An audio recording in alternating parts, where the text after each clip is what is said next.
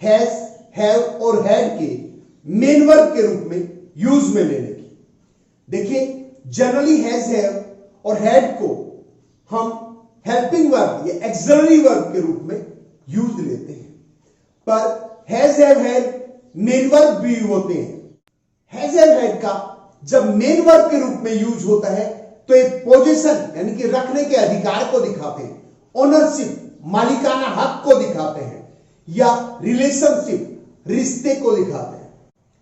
Present tense में singular के साथ हैज और प्लूरल के साथ हैव का यूज होता है। यदि पास्ट की बात हो तो हम सिंगुलर और प्लूरल दोनों के साथ हैड का यूज करते हैं।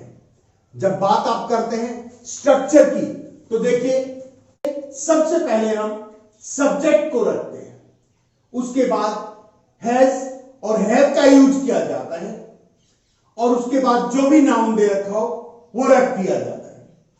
यदि पास्ट की बात होती तो हैज और हैव के स्थान पर हम हैड का यूज कर सकते थे। एग्जांपल देखिए स्टूडेंट्स, मेरे दो सगे भाई हैं, मेरे के लिए आई का यूज करते हैं, आई के साथ और प्लूरल के साथ हैव का यूज होता है।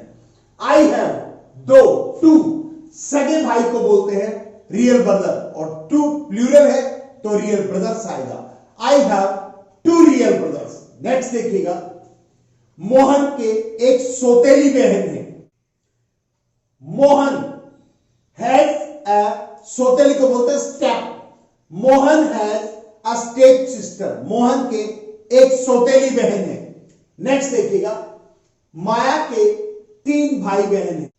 देखिए भाई को ब्रदर बोलते हैं, बहन को सिस्टर बोलते हैं, परंतु जब बात करते हैं एक ही मां से उत्पन्न समस्त संतानों की या एक ही मां से उत्पन्न संतानों की, तो हम उन्हें एक ही वर्ड सिबलिंग्स में दिखा सकते हैं। माया के 3 भाई बहन हैं, माया हैज 3 और भाई बहन के लिए एक ही वर्ड आता है सिबलिंग्स।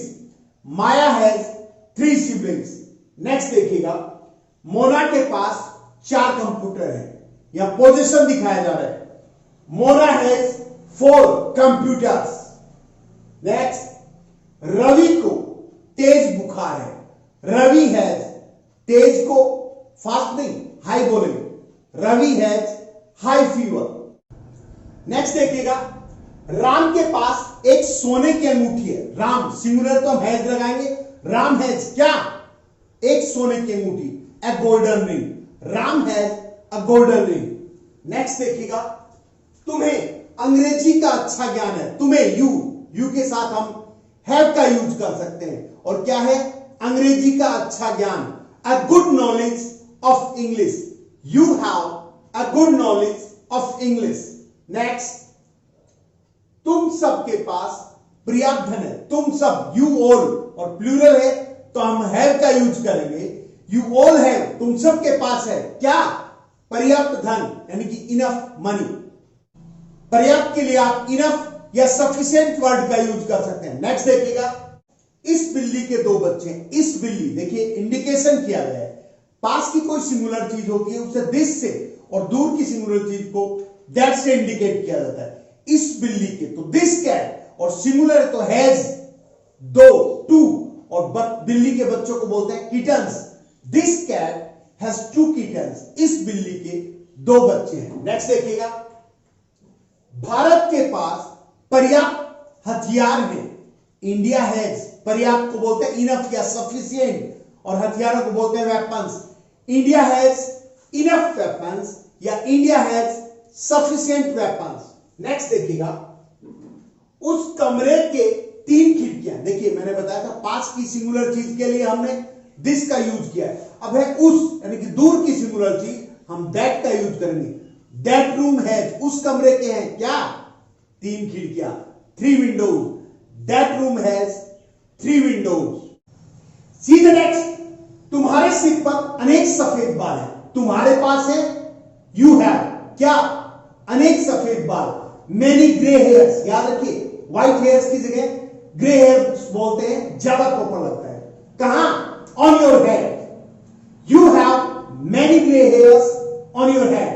नेक्स्ट, मेरे भाई को जुकाम है, किसे, माई ब्रदर सिंगुलर है तो उसके साथ हैज का यूज करेंगे। और क्या है? जुकाम, बैड कोल्ड, इसे इन्फ्लुएंजा भी बोला जा सकता है। नेक्स्ट, मोहन के पेट दर्द या मोहन को पेट दर्द है, तो देखिए मोहन सिंगुलर है, हैज का यूज करेंगे। मोहन को है क्या है? पेट दर्द। पेट दर्द को बोलेंगे स्टमक है। मोहन हैज स्टमक है। नेक्स्ट देखिएगा, भगवान गणेश के दो पत्नी हैं।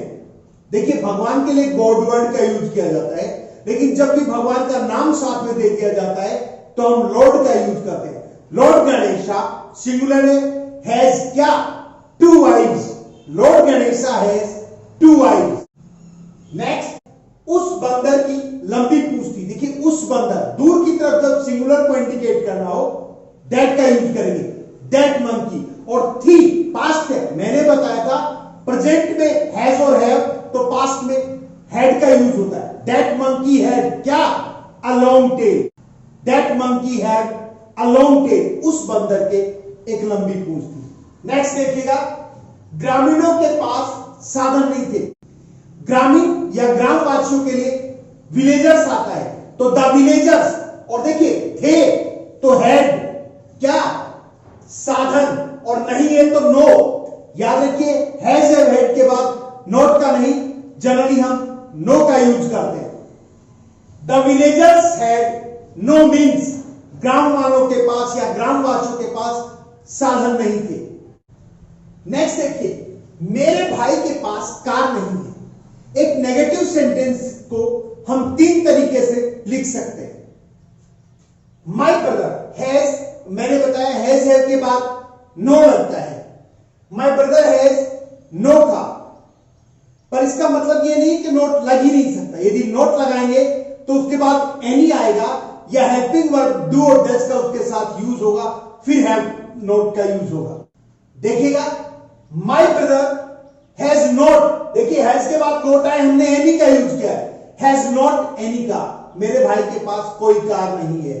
इसी को आप इस तरीके से भी कह सकते हैं, माय ब्रदर सिंगुलर है तो हम डज नॉट का यूज करेंगे, प्लूरल होता तो डू नॉट लगा देते। और उसके बाद डू डज के बाद हमेशा हैव आएगा, हैज का यूज नहीं होगा। My brother does not have a car or any car, both are right. Next देखिए, क्या तुम्हारे पास एक बड़ा घर है? एक इंटरोगेटिव सेंटेंस को हम दो तरीके से लिख सकते हैं। पहला, हैज और हैव को सब्जेक्ट से पहले रखकर, जैसे have you a large house, a large house एक बड़ा घर, हैव पहले आ गया तो क्या?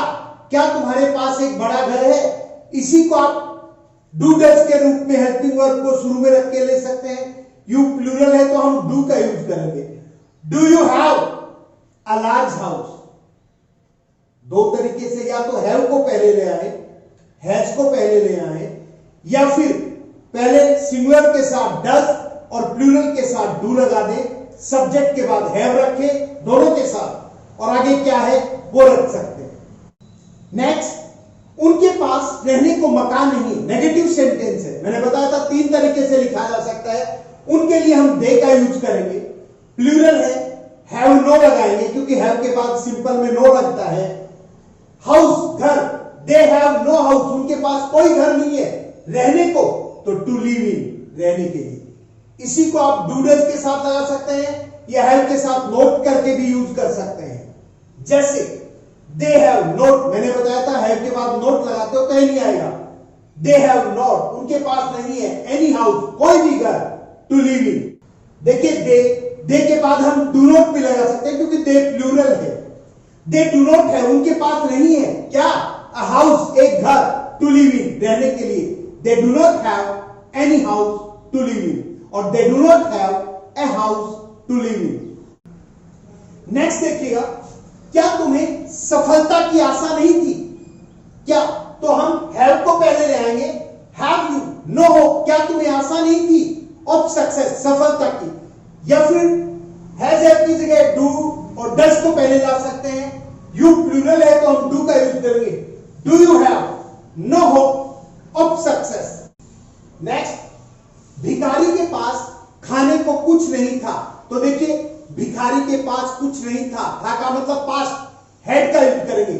द बेगर हैड, कुछ नहीं को बोलते nothing, the beggar had nothing, भिखारी के पास कुछ नहीं था खाने के लिए। इसको या तो आप 2 प्लस फर्स्ट फॉर्म से दिखा सकते हैं या तो फिर 4 प्लस फर्स्ट फॉर्म आईएनजी से दिखा सकते हैं। तो द बेगर हैड नथिंग, भिखारी के पास कुछ नहीं था टू ईट, खाने के लिए, या फिर द बेगर हैड नथिंग, भिखारी के पास कुछ भी नहीं था फॉर ईटिंग, खाने के लिए। देखिए मैंने आपको बताया था प्रेजेंट में डू नॉट और डज नॉट से नेगेटिव भी बनाया जाता है, और ये पास्ट का सेंटेंस है तो हम डिड नॉट से बना सकते हैं। द बेगर डिड नॉट, देखिए डू डज डिड लगने के बाद हैव का ही यूज होता है, हैज और हैड का नहीं। The beggar did not have anything, देखिए डिड नॉट, नॉट ऑलरेडी आ चुका है, फिर एनीथिंग की जगह एनीथिंग आएगा, नॉट ऑलरेडी आ चुका है इसलिए नथिंग नहीं एनीथिंग आएगा, टू ईट या फॉर ईटिंग। नेक्स्ट देखिएगा, हमारे कुत्ते के दुम नहीं थी, दुम कहते हैं पूंछ को। अवर डॉग हैड नो टेल, देखिए पास्ट टेंस है इसलिए हैड का यूज हुआ है, और दूसरी तरफ डिड का यूज करके भी बना सकते हैं। Our dog did not have a tail or any tail, our dog did not have a tail और our dog did not have any tail. Next देखिएगा, क्या रवि के पास दवा नहीं थी? क्या क्या है तो हैज या हैड जो भी है शुरू में आ जाएगा, थी पास्ट टेंस है तो हैड शुरू में आ जाएगा। हैड रवि नो मेडिसिन, या फिर हम डिड का यूज करके भी बना सकते हैं, did Ravi have no medicine. देखिए डिड के बाद हैव का यूज होगा, हैड का नहीं। या तो आप बोलेंगे हैड रवि नो मेडिसिन या बोलेंगे did Ravi have no medicine, दोनों तरीके से सेंटेंस सही होगा। नेक्स्ट देखिए, क्या तुम्हारा गला खराब था? क्या था तो हैड पहले आ जाएगा, had you a sore throat या सोर थ्रोट। डिड लगाते हैं, did you have a sore throat या did you have sore throat, दोनों तरीके से हम इस सेंटेंस को बोल सकते हैं। तो देखिए स्टूडेंट्स, आज हमने देखा पोजीशन, ओनरशिप या रिलेशन को दिखाने के लिए हैज एंड हैड का किस प्रकार यूज किया जाता है। यदि आप इन सेंटेंसेस को बार बार दोहराते हैं, अपनी तरफ से सेंटेंस बनाने का प्रयास करते हैं, तो मेरा दावा है बहुत जल्द आप पोजीशन, ओनरशिप और रिलेशन से जुड़े हुए किसी भी सेंटेंस को आसानी से बना सकेंगे। स्टूडेंट्स, आशा है यह पैटर्न आपको समझ आया होगा। यदि आपको वीडियो अच्छा लगा हो तो इसे लाइक करें, अपने फ्रेंड्स के साथ शेयर करें ताकि वो भी इसका बेनिफिट उठा सके। और अभी तक यदि आपने मेरे चैनल को सब्सक्राइब नहीं किया है तो please subscribe it. Your subscription gives me motivation. Thank you.